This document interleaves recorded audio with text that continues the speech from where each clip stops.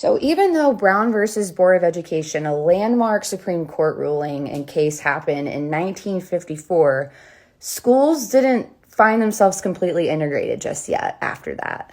Similar to when the Emancipation Proclamation happened, that was supposed to free all enslaved people, it was Texas who was last to get that memo, apparently, which is why Juneteenth is celebrated. With all of that into consideration, consider this.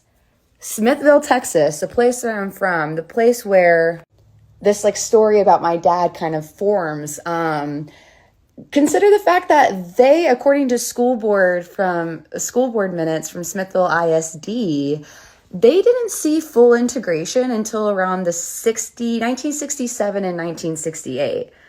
The same year in 1964, the Civil Rights Act was passed. So what was so hard to read was the Black students at Smithville ISD who were forced to their own school in the racially segregated side of town. There was a school called Mary A. Brown High School, which is where all of the Black students were allowed to go to school to get their education. That's the same school that I went for primary, from kindergarten through third grade, was Brown Primary School. But little old me, as a 5-year-old, didn't know that my dad, who's 5 in this photo, was attending racially segregated schools still, because in 1964, it was still segregated. And that photo of my little cute dad, he was a 5-year-old, was in 1963. But according to the board meeting notes from Smithville ISD, the school wasn't completely integrated until 1968.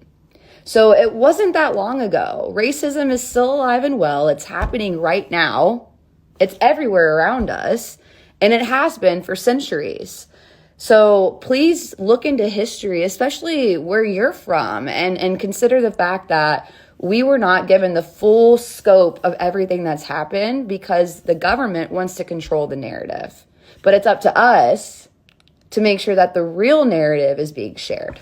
I think something else to be considered is that that's literally just one generation away. It always is. It always is.